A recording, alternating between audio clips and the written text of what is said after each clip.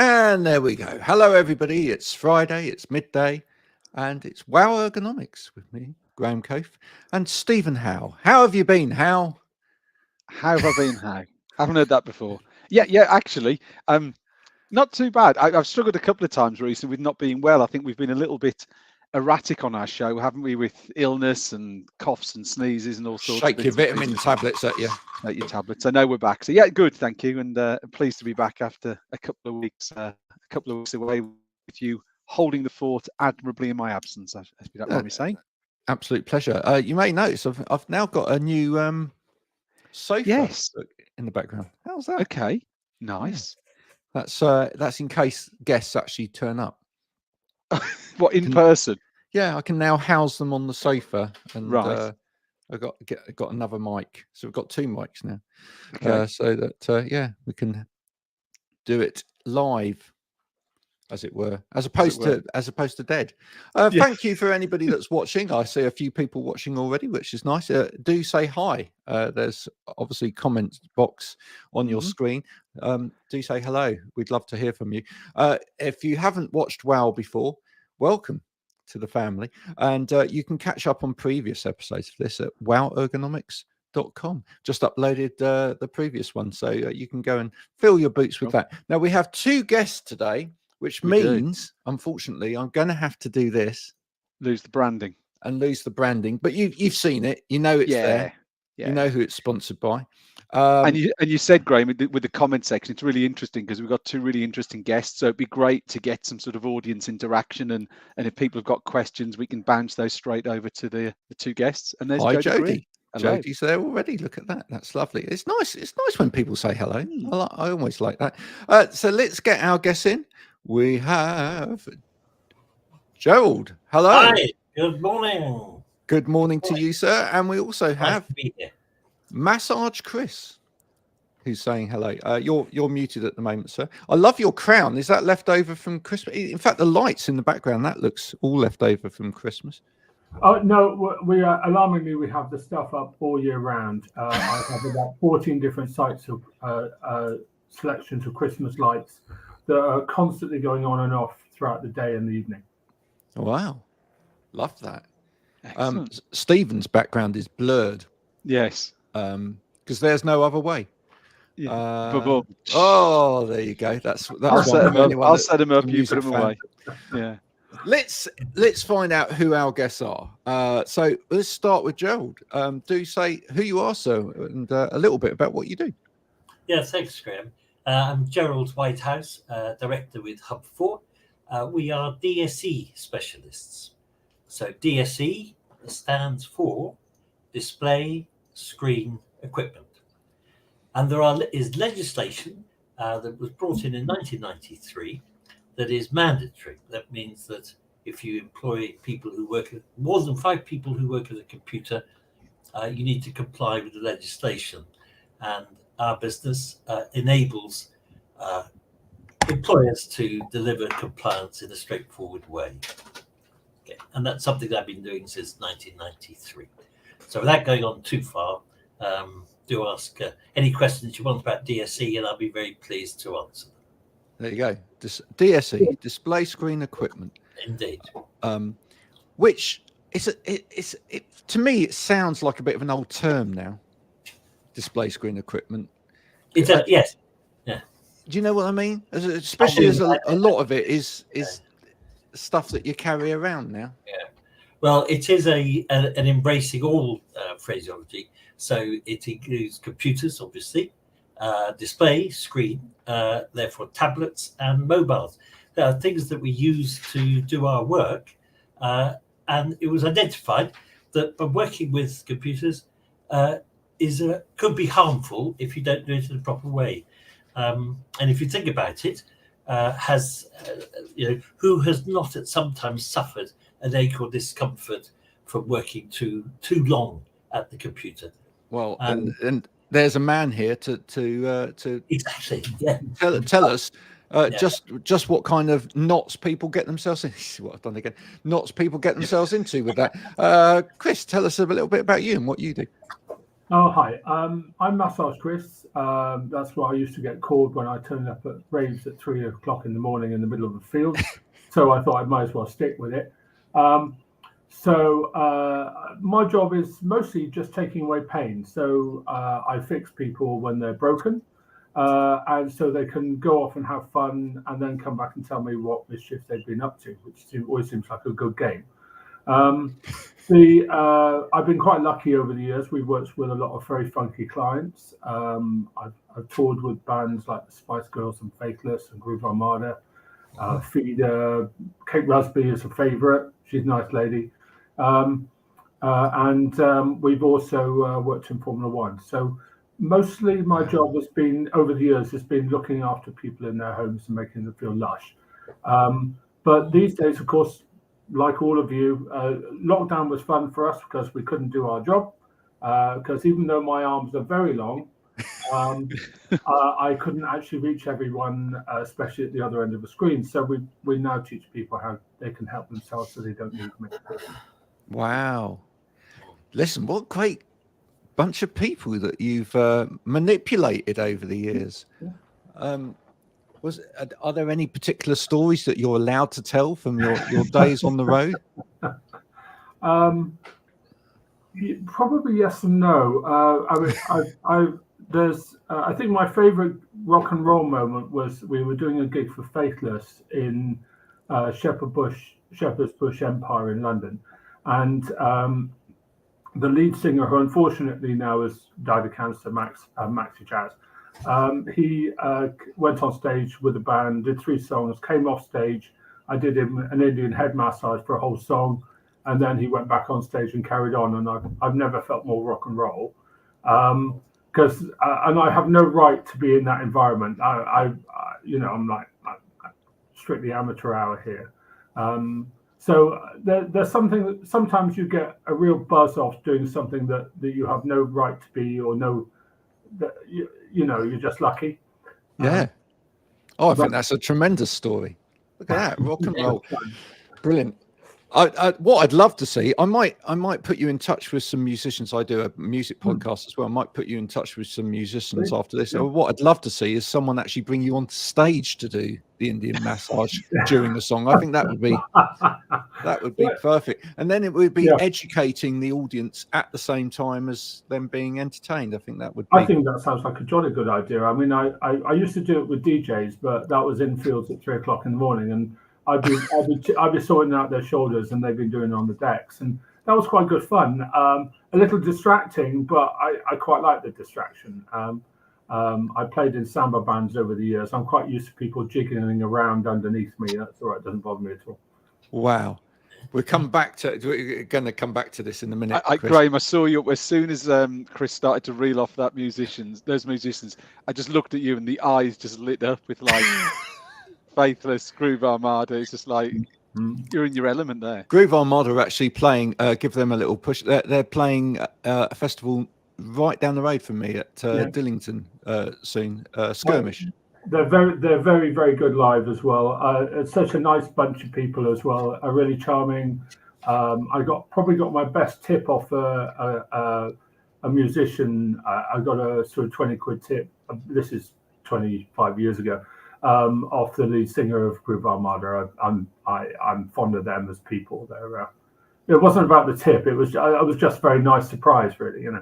Well, listen, I'm going to keep in with Groove Armada to throw a question back to Gerald, which is, Gerald, Groove Armada famously sang that if everybody looked the same, we get tired of looking at each other. So is that one of the problems when it comes to DSE, which is that people assume that everybody needs the same things? Yes, I understand. But of course, it's not true, because we're all different. And we're all different in stature and in shape and in length of torso, of length of arms, of length of legs, knees. Therefore, equipment, it's important that it's adjusted for you. The word ergonomics is the study of the relationship between the individual and their equipment. And if you think about it, when we all work at computers, right? do you know how far away, for example, your screen should be? Well, in my case, about 2 miles. Right. Okay. Because then I'm somewhere near a waterfall, enjoying a moment's bliss. But what you're saying is to work. How far away? Now, Stephen will know the answer. Oh, well, I was going to say it should be, if you put your hand straight in front of you, it should be your fingertip, shouldn't it? Your fingertip should be just touching the screen from your working position. Absolutely. As a rough guide, it's about an arm's length. Right? Now, through the day, one's eyes get tired, and you may need then to move your monitor further away to do it with focal length. But we're all got an individual focal length. So what is good for one person may not actually suit the next. But what's needed is for, the word training is a funny word, but basically it's the advice of letting people know how to position their equipment. So the other thing with a monitor is how high should it be? So we now know there is a guideline on distance, focal length, but there is also a guideline on how high it should be. So over to you. Do you have, Chris, got any idea of the height? Does it matter what height the monitor is? Well, the monitor should be at eye height, so it's you form within the frame of the visual itself. So at the moment, I'm sat down at my standing desk because I'm comically tall, but it means I'm at the right height to do this. When I do some moves later on, I'll step back, so I'll stand up and step back. So I keep that same perspective. But you forever running into clients who have their computer, especially at home, set up far too low and too close. But the too close is easy fix. The far too low is a fix as well, but you've got to get them to understand the methodology. So I go and find coffee books in their homes and stack up stuff underneath their computers to jack them up until they phone Stephen. Yes, exactly. If I get them tottering, that's a good thing. There's more work for Stephen. So I think what we're getting to is the fact that within the workstation environment, there is every aspect of it has got a place, and there is guidance or training needed for everybody to know what the ideal scenario is. And the DSE regulations, God bless them, are designed to prevent musculoskeletal, so that's physical muscular problem, visual, so the powers that be recognise that working computers can affect the eyesight. So the lighting needs to be appropriate at the workstation. And the third one is the mental aspect of working at a computer. If you think about it, have you ever worked with a keyboard where they say the S doesn't work, or the A, you've got to hit it twice? Or the mouse doesn't actually, it zips across the screen. It wouldn't be staying in my house for very long if there's a window going out of grey. So you can imagine if you've got a deadline, press release to get out, some important document tender to get out, and suddenly your keyboard stops working properly, it is intensely stressful. And the DSE regulations, God bless them, are designed to prevent the musculoskeletal, visual, mental issues of working computers. How? By a set of 7 key requirements. One of them is the training. So you provide training on all the equipment. You provide, and that's the chair, how high the chair should be, how far away it should be, how you should use the chair, taking breaks. I was going to say what's the other one? There's lots of different. Desk. Yes, your desk, the environment. So all these things put together are to prevent the assessment. So the employer needs to provide the training and then provide the DSE assessment, so that it can identify. So you ask the question: is your monitor at the right height? Is your chair? Does your mouse work well? All these questions can be asked, and if the answer's in a risk answer, the employer must put right as soon as practicable that situation. And therefore, the employer is having a workforce that is, unfortunately for Chris, is probably not using Chris's services quite so much. Yeah, no problem at all. I'm pleased people are looking after themselves. Don't give them monkeys. The reality for me is I'd much rather people who have been taken care of properly. There's no shortage of people who need me. Don't worry, we're not going to run out.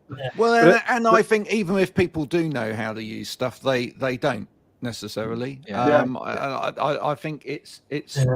I think I was going to ask you, Gerald. I think two things here. It's when you say it's training, it's not just training; it's ongoing training, because I think that's where a lot of companies get this wrong, is that they think, oh, we can do it once with somebody, or we can just do an induction and we go for it dum quickly then, you know. And let's face it, when someone comes into a business, they're really excited about the fact that they're starting a new business, they're meeting all of these new people, they're getting the box of chocolates and the bottle of wine and all of that sort of thing, you know. And you sit in front of them and go, oh, I'm going to give you some training on ergonomics. They're like, well, you know, and then they've forgotten all of that in 5 minutes because everything else is so much more exciting. So it's ongoing training that keeps picking up on things and keeps reinforcing and looking at behavior again and again, isn't it? Yeah, we developed a software program that delivers the training, the assessment, and we would recommend that clients deliver that training every year, if not every year, every 18 months, and an assessment. All this is done online. An assessment can be done, well, needs to be done at every location that a person works with a computer. So so if you have a hybrid worker, they need the training, but they need an assessment at where they're working at home as well as where they're working in the office. Now, I'm going to ask both of you. And the training, I was going to say, the training is really important, Graham, just because if you think about it now, things like sort of shared workspaces, hot desking, etc. We use the analogy of someone who was 5'0" to 6'6". Two different extremities of human sort of height could be using a desk. Someone could be in the morning, someone in the afternoon, or one on a Monday, one on a Tuesday. That training is really important so that individual can make that adjustment to the workstation to suit themselves. Otherwise, that's where a lot of the problems can actually occur, is where people don't know how to adjust equipment. They use it how the previous person had it set up, and that can then create a lot of the problems. So the training is really important. And you mentioned the word, I think, at the start, Gerald, adjustability. It's the ability to sort of have adjustable equipment, but also A, not be afraid to adjust it, but B, know how to adjust it. It's really, really important that people do that and don't just go with, oh, well, I've come to the office, I'm sitting in that space, I'm just going to crack on with that chair at that height, whether it's totally appropriate or not. The employer has, with the hot desking, which we're talking about really here, the employer needs to ensure that each workstation is adjustable. So they need one of the key is chair height is important. Okay, so just to explain, the height of the chairs is dictated by the height of your desk. Okay, you need to be sitting at a height that where your hands at right angle parallel to the floor. Okay, so if I stand up, okay, so if I turn around, so parallel to the floor, and I need to have my arms come down, and they at a height. I adjust my hand down to the height my fingers are floating above the keyboard. So there is space between my hands and the desktop. They're floating above. Now, your chair may go down a lot. If it goes down too far, you'll cramp your hip, and therefore your desk will need to be raised. If your chair has to go up so that your feet come off the ground, you need a footrest. Okay, your feet need to be taking their portion of weight. Or you need a desk that goes lower. Ideally, not necessarily a footrest. I mean, the odd thing is, when I started just after lockdown one, going back out to see clients, I had clients that were working on cushion chairs, on stools, Yes. often in inappropriate levels, who would spread out but find themselves clumped over their desks. I had one particular chap who was working on an ironing board. Now, I had to take him in hand and obviously beat him around the face and neck, because that's not a win. There's got to be a better solution. But the reality is that people are not looking necessarily to charge themselves to get a suitable solution for themselves at home, particularly. And as people are more and more hybrid, I think that employers are getting lazy about what facilities they're providing at work when people are mixed sizes and coming in and out on a daily or weekly or monthly basis. So you don't have the continuity in terms of the support staff in these operations often, that then allow people to then make those adjustments. People will just roll with it. Yeah. Right. I've known very few companies over the years, but I have known some who will do a proper assessment of the working environment at home. And when I say a proper assessment of the working environment at home, not just say, can you go in and have a look at the desk and the chair and the environment set up at home, but also go, is it actually, this person's telling me they can work from home, but is it actually fit for purpose? In other words, is there actually room to swing a cat where they're working at home? What's the lighting like at home? Because all of these other factors, which are completely controllable in an office environment, you go, I over the years, when I was out doing workplace assessments, I have been into some, well, I shudder to tell you some of the ways that people have been working, right?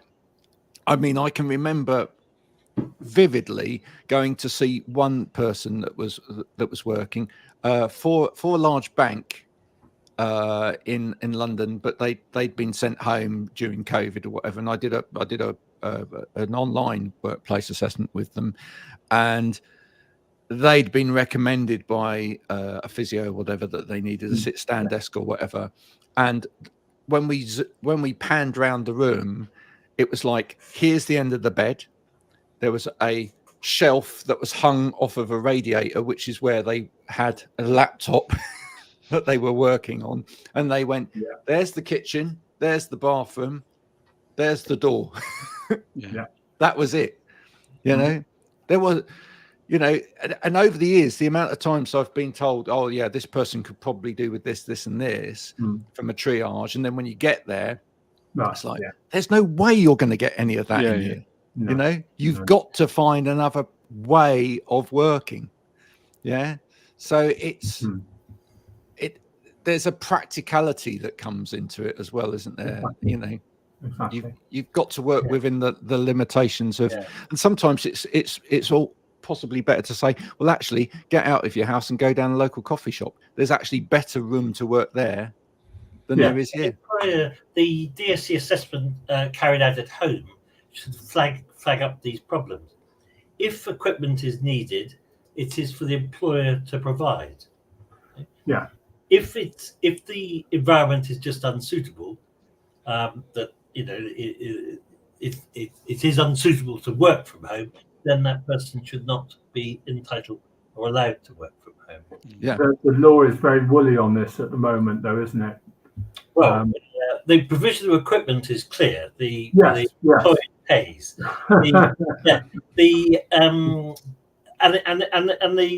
delivery of the assessment is a mandatory thing. An employer has not got the right to. Is there opt in or opt out of compliance?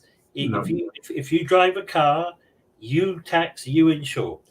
If you're a DSE, if you have DSE users, you comply with the DSE legislation. And unfortunately, I started the business in 1993 when the regs first came out as a consultancy to compliance. And I thought, well, it's got a year or two to his legs, and then by 1995 everybody would be compliant, and I'll have to find a new career. And here we are, 30 years later. There are I've got a quick question for you, Gerald. Actually, I mean, it's one that people used to talk about a lot. They don't talk about it so much anymore, but it does really apply to some professions, which is time. Yes. So it used to, when people first started DSE, actually, I heard everybody talking about it, which was, how much time do I need to be spending in front of a device before actually I need to have one of these assessments? Okay. The HSE have actually come clean now, and they say for an hour a day. Yeah. If you can't do your job without using the computer for an hour a day, then you are a DSE user. If you're a DSE user, you have the training, you have the test to prove the understanding of the training. That's an interesting one. The Coath in 1998, and we go back a bit, but Mrs. Clark and the Met, Mrs. Clark watched a training video, went off some weeks later with a bad back, incapacitated, couldn't work, couldn't do the ironing. She sued. The Met said, no, we provided the training video. The court said, well, where is your proof that the training was effective? There's none. And basically saying, look, managers, it's no good just handing out a video, a book. You've got to be able to prove that the training has been effective. Their phraseology is effective. So yeah. Now I've got a slightly loaded question here for you, Gerald. I know the answer to this, but I'm going to ask it anyway. So we talked about the mandatory nature of DSE assessments. Yeah. So where's someone keeping a nice big Excel spreadsheet logging all the businesses and all the individuals? Because that can't be happening. So what's the punishment, as it were, for organizations who don't do it? How is it being tracked? How is it being recorded? How are those organizations being addressed if they're not following the rules and trying to be a little bit sneaky and save some time and cost, etc.? Okay, well, the HSE have the power to issue improvement notices, the power to restrict terms of trade. They have the power to enter your premises, to carry out inspections. What would be good for employers to understand are the benefits of complying. So if you comply, everybody gets training, everybody gets assessed, everybody works without discomfort, without pain. You reduce absenteeism, presenteeism. People who come to work with a neck-ache, backache, they work ineffectively, inefficiently, and they make mistakes. Those mistakes are costly. If you can eliminate those things, you begin to see an increase in bottom line. The other benefit is that employees, people who work will value the corporate investment in their health. They feel good that the people they've chosen to put their working lives with are looking after them. And that's a value that will help stop the churn. You take call centers, I think the churn in call centers is about 25% or something. Huge. Yeah. So they spend this money training everybody, and off they go. The value of delivering a good training and workstation assessment, the investment in the individual is worth a lot more than the actual cost of a few pounds for delivery. So if you employ hundreds of people, online delivery of training, online assessment, sort out the problems by a trained assessor, is very efficient and effective way to deliver compliance. I think you're right. I think the value does lie beyond the punishment. And I think it was good. It was a good question, Stephen, and as you say, loaded, because in over 20 years of carrying out thousands of assessments, I don't think I ever saw HSE at anybody's door once. Well, a lot of cases, I think they get buried. So the employer doesn't want to have the stigma of going to court, and so they pay off the person. I think. Well, what I was going to say is I think what you do see more often though is somebody suing. Yeah, Chris pointed the finger there. I think it's right, isn't it? I think we're more likely to see somebody who knows that they have rights saying this didn't happen. And taking a company to court on the basis of that. And you know, I've been involved in some of those cases in the past. Chris, we treat ourselves quite badly, though, don't we? Oh yeah. not just work wise, but in just generally. I things mean, we don't look after ourselves. I mean, people. We talked about Gerald very kindly talked about presenteeism, and it is something that happens a lot. We've got people who are on screen who feel obliged to be on screen, even though they're suffering quite a lot, and they're inefficient. They make a lot of mistakes. They have low morale, and then they're just not. There's no level of care for them or from them for themselves, and it's tricky.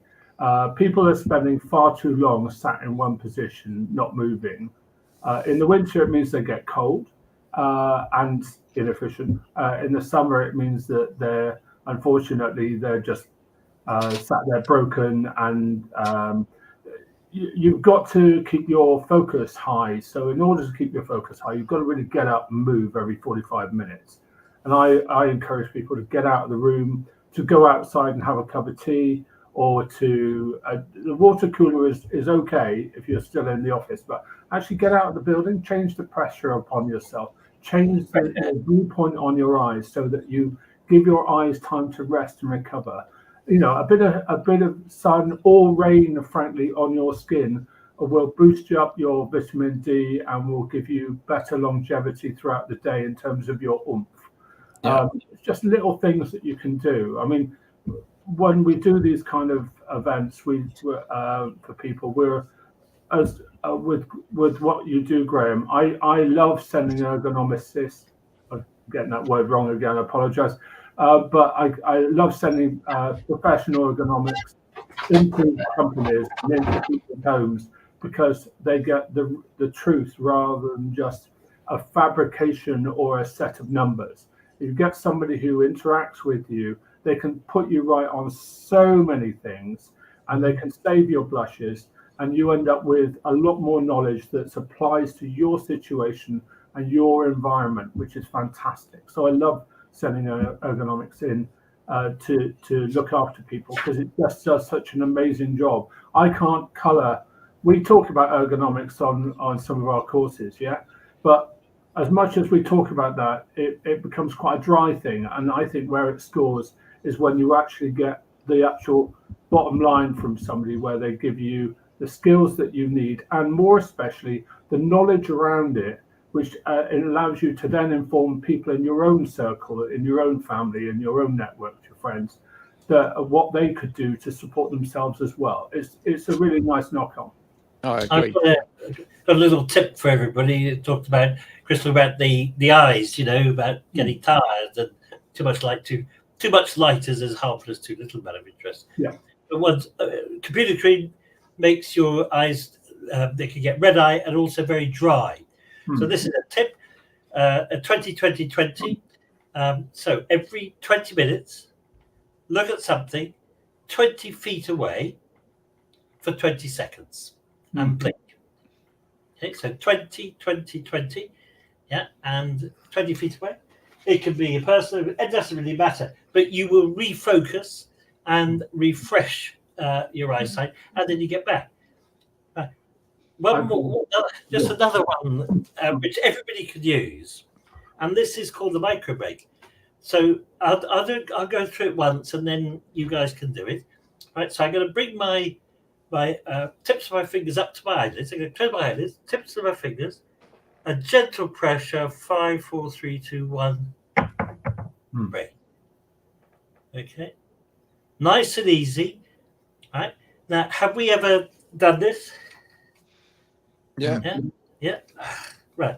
So what this micro break is a controlled visual. It basically is controlling this natural thing. But we do it when we want to, and it is very good for a total shutdown.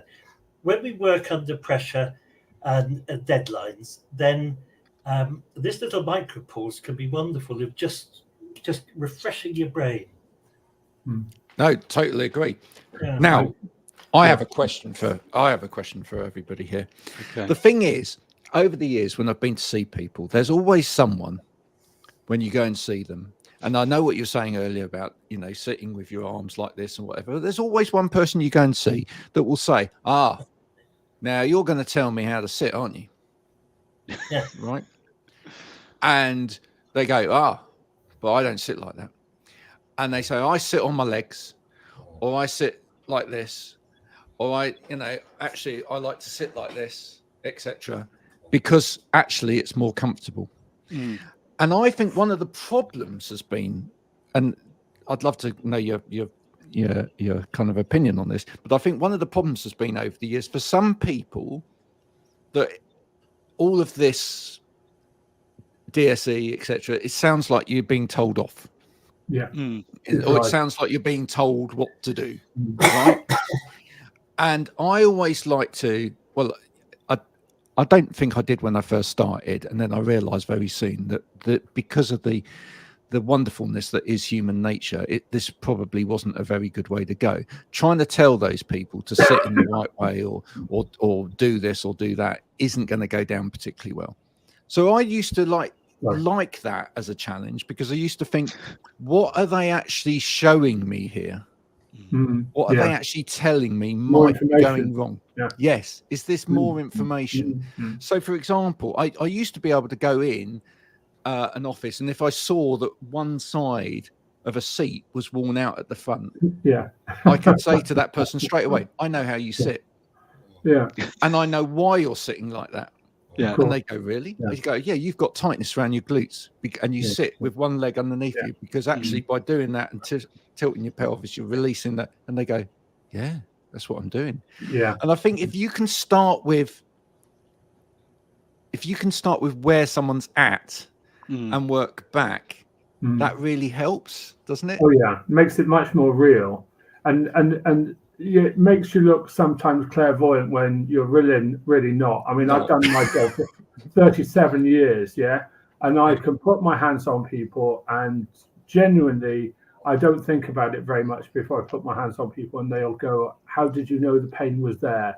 But from the way they stand, the way they breathe, how they move, little things, absolutely, Graham. There's plenty of clues in it, because you've done the job long enough. It sort of assimilates without you having to necessarily process it in a meaningful way. It just kind of goes there, and you go, just there, and you're like, there we go, right, okay, well, take the pressure off and we'll sort it out for you. But it's tricky. On that one, Chris, and you're right. You do get people who, for whatever reason, want to sit inappropriately. But sometimes it could be just laziness or not knowing where to sit, how to sit. And when they argue, I always sit like this. The two things that we say, our assessors, is one, problems are cumulative. So the fact that your screen's up here and you put up with it for years, in 5 years, 10 years, that may be when the issue would kick in. Okay? Probably all the time. Well, it gets worse and worse. It gets to the point where they can't move, and then they call you in. Yes. But, the fact that they're not in discomfort at that point in time doesn't negate the fact that they need to really seriously consider change of posture. And the other one, which is a bit of mantra of mine, is listen to your body. And we have this running through our courses, because if you're in an inappropriate position and using equipment wrongly, your body will tell you that there's a problem. So listen to your body, and then you make your changes. Your wrists will start hurting, so stop. You bring your mouse back in, or stop. And I think this is where the thing that sort of sticks in my mind from that is prevention's better than cure, isn't it? And this is where I think if we take it down to just to the sort of things that we do from an equipment perspective, I've sort of been in and talked to people. You'll have seen them, Gerald, with people with laptops flat on desks. It's fine, there's no problem. But actually going and investing in some good kit or equipment, whatever it would be it a chair or a desk or whatever, you'll get the benefit in the long term. Like you said, you may not at that particular moment have the problem, but we all know that problem's going to occur. And I think this is where we're seeing possibly now more organizations sort of being proactive in investing in equipment as opposed to being reactive when there's a problem further down the line. So can they preempt the problem and issue whatever it may be to stop those problems coming further down the line? And as I say, yes, okay, you may not have a problem at the moment, but we all know you are going to get that problem at some point. It could be 6 months, 12 months, 24 months, but it will come. You can't avoid those issues by working in those sort of inappropriate positions at this moment in time. Yeah, you take your laptop issue. I look for imagery of laptops being used for various publicity and LinkedIn posts and things. You go on all these sites, all the laptops are flat. I can't find one that I can use. Well, we've got loads, Gerald. We've got loads of images. We can help you out. All buying stuff. Oh, goody. Yeah, absolutely. Yeah, well, we've done whole pieces on that here because it's the bane of our lives.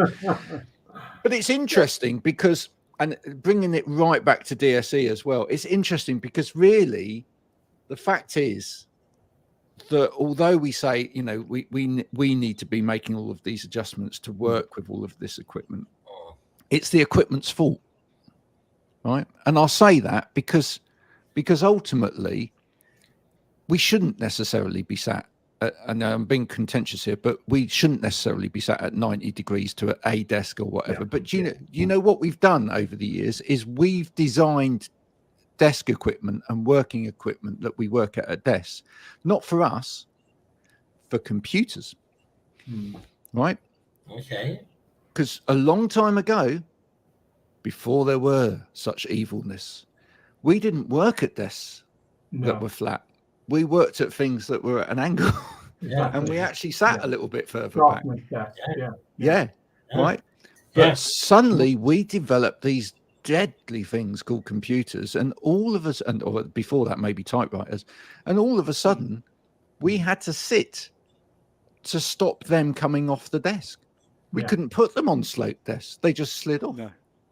Well, school desks, of course, are all on a slope as well. I mean, we've right from the year dot onwards, while we've had that kind of formal education, everything has been at an angle.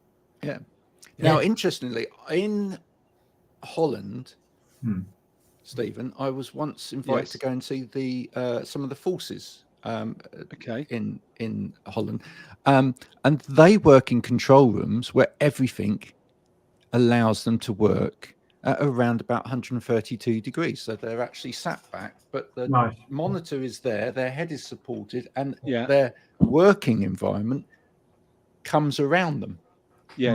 So their arms are still at right angles, but they are supported back. So you see, and this is part of the problem, right? I think I believe that part of the problem with DSE has been caused by DSE. Okay, because we all remember, and we've all seen like reference postures on posters, and when it all first kicked off, you know, back in the early, late 90s, didn't it? That, you know, everyone was putting up these posters, work like this, and like the amount of people I went to see, and they went, I've sat like that all day, and it hurts. They go, because you've been sat like that all day. You know, you sit in any one position all day, it's gonna hurt. But people thought that was the right thing to do, the right posture to be in. You know. Can I ask an odd question, possibly? How long do the three of you spend in front of the screen without changing, without moving? Without moving, too long sometimes. Just depends on how long some of these broadcasts are. I mean, Gerald is up all the time because he's got bags of energy. So. Well, I mean, I do. I should know that it should be 20 minutes. The reality of saying get up every 20 minutes is impractical. In an office situation in work, it's just too often. So what I tend to say is, at least well, try and make it at least every hour. 40 minutes is better, you know, than nothing Ooh. at all. Just be aware that you need to take a break. Turns I mean, off. You stood up. So as you were saying, He's singing. He's singing. I mean, there we go. you asked for me, Chris. It's, I mean, you know, without getting into too much of a sales pitch, Backer, we do accessories, but we also do software. So Good. we do software called Work and Move, which is all about encouraging and prompting movement. So when I work at home, which is usually on a Monday and a Friday, software that's set up on my PC and links into my sit-stand desk prompts me to change my position. So from a sitting to a standing, and then a standing back to a sitting. So I'm a little bit reliant on that, but actually it's really useful because you can get stuck in a piece of work and you go, I've been sat there for an hour. A prompt will come up and it does help you. What timing do you set it at, Stephen? Sorry, Gerald. What timing do you set it at? I mean, the beauty of it is you can adjust it to whatever you would do. I think I have it set to something like 50 minutes of computer work and of sitting, and then I think it then will give me 6 minutes or 8 minutes of standing. But the beauty of it is you can flex it up from anything from 30 up to an hour and whatever you would. The problem with prescriptive software is if it's always the same for everyone, it isn't going to work and people won't get on board. People almost goes back to what Gerald said at the very start about adjustability. The beauty of our software being adjustable is I can do it to whatever I think works for me and for the tasks that I have to do. I think it's a great idea. I'm going to ask you all, what's the most ergonomic piece of equipment that you've got, or the best ergonomic aid that you've got in your working environment right now? Well, I have an RH4 chair which I bought 30 years ago, and I still use it. Wow. Cool. It's a very good bit of kit. I don't know if you can see it. But it's adjustable always, and in the anodyne leather, very nice indeed. Yeah, the leather, and I can lean back, take my photos. Stephen. For me, it would be a flex desk by Backer Elkhausen, which basically means that rather than having paper and mobile phones and notes all over my desk, it all sits right in front of me between my screen and my keyboard, so it keeps me working between the width of my shoulders. So perfect for organizing, for organizing your desk, and B, just getting you working between the width of your shoulders, up and down. Chris? Well, it's probably a combination of two things. My wife has built me a desk, which is not normal prefab. It's an old piece of pine that's been cut the wrong way, so it looks like flames on it. And that's long. And I've also got a sat desk as well, which is made out of old scaffolding planks. But if I'm honest, it's probably this. Okay. Oh, yeah. So I like a saddle chair. I don't want back or sides on my chair. I want to sit central, so my spine is supported and that I'm comfy. And I've got prolapse discs, so I'm 6'5". I spent plenty of time lolling in chairs that don't serve me, don't support my lower back at all, and where I get lazy and end up sitting sort of like that, which is a waste of time for me. So I like an environment where I can tuck my legs underneath my chair and my weight is central, and that way I'm breathing properly and there's a natural curve in my spines. This kind of feels like the most authentic way. How about you, Greg? Okay, so I'm going to say, yes, I have got a height adjustable desk. I have got a proper chair. I have got a decent keyboard. Thank you, Stephen. I have got I have got a pointer mouse as well. But I have to say, and I've got a really good microphone on a really good stand, which is completely adjustable. But the most ergonomic piece of equipment or adjustment that I've got in this office space is, anyone guess? Oh, you. My dog. Oh, your dog, nice. Because my dog means I need to get up at regular intervals to feed him, to walk him, to take him outside. And to entertain him a bit, because you get bored and distracts you. Absolutely. So, you know, and that's the thing. People need to think about these things. It's not all to do with the equipment. It's to do with what else you've got within your environment that will perhaps make you break up your day. Yeah.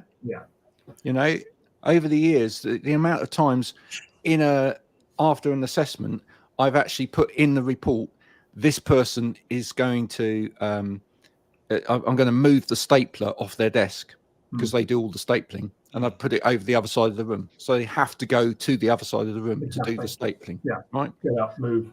Yeah. My most famous one ever was someone very high up in a bank.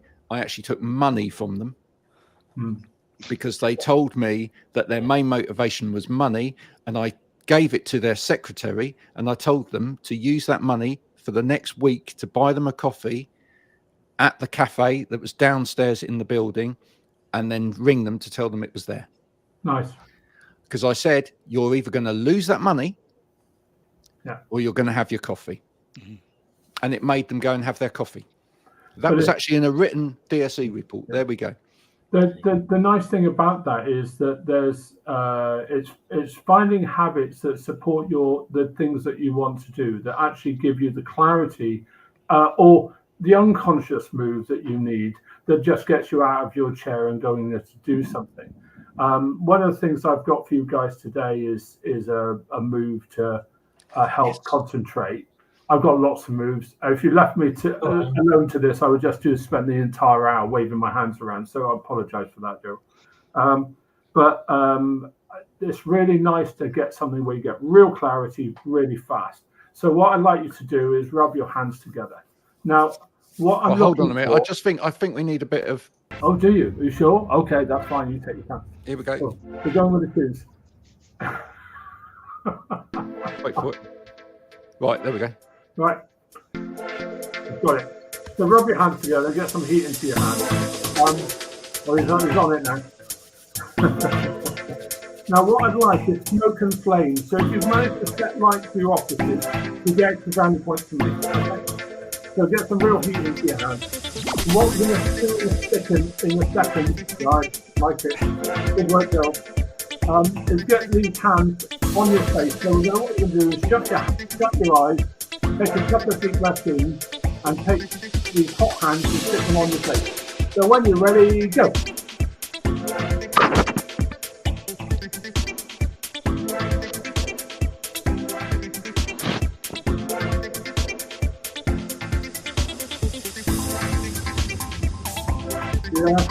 Yeah.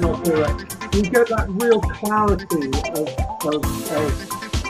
sorry, we'll turn the rubbish off now. Feeling of balance and sanity off the back of it. But if you're at your desk and you are struggling to focus or concentrate, this is an amazing move because it'll give you another 45 minutes of concentration. Fantastic. It may sound slightly odd to say it. I appreciate it's a variation on this move. We do something similar with the heel of the hands, which comes straight from yoga, which is very much about third eye. So it's a really nice reflective move. But this one is heat and energy and focus straight away. But where I want you to use it most is going to sound slightly odd. What I want you to do is use it at the end of your working day before you leave your office to go back in the house and hang out with the people that you go to work for, or before you leave your car to go back into the house. If you do that move, you'll be super concentrated and have the space in your head to cope with all the dramas for other people that they've had. So they'll talk at you and you will have the presence to listen to them and respond without any of your drama getting in the way. It makes you look like Superman or Superwoman. So please feel free to share that and use it to your benefit. It gets you brownie points at the very least. I wish I met you yesterday, Chris. That was brilliant. That is a great idea. Yeah, no, that's absolutely fantastic. I just wanted to say, whilst we were doing that, I did peek, but what I saw was the fact that the viewers rating had gone right up during the middle of all of that as well. So clearly, Stephen, we need to do more of that. Well, you know, you can get me back another day. I've got about 40 odd moves for self-care for people. Wow, yeah, no, we'll definitely do that. Listen, it's been a fantastic chat. Thanks to everybody involved for coming along and having a chat about that. You may have other questions that you might want to ask. Massage Chris, I love that, or Gerald. Have you actually got a T-shirt that says "Massage Chris" on it? By the way, is that what it? Is that what it?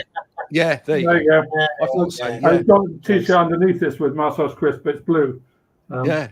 Okay. Have you got T-shirts that say DSE Gerald then? Gerald? Not yet, no. Not yet. Just placing the order. It's in the pipeline. More merch as we speak. We should start up a shop and we could sell all the merch from all the people that come on the show. There we go. Yeah. If you've enjoyed this today, please do share it around. Do let other people know. Thanks to everybody that's watched. I see that the figures have been very good today. You'll be able to find this shortly on Spotify, as much as you can find it on LinkedIn, Facebook, Twitter, which is now X. Called, Graham? What will this broadcast be called? I haven't decided yet. Okay. But yeah, if it's going to have massage in it somewhere. It may be put your hands to your face, something like that. But I don't know. We'll get DSE in it somewhere, and we will get massage in it. Great. I'll come up with a title. Please do share. You can catch up on previous episodes, as we say every week, of this at ergonomics.com. Thank you, everyone, for coming. Thank you very much for inviting me, and I hope I've elucidated a bit on the DSE regs. Absolutely. Thank you all. Until next week. Bye for now. Bye. Bye.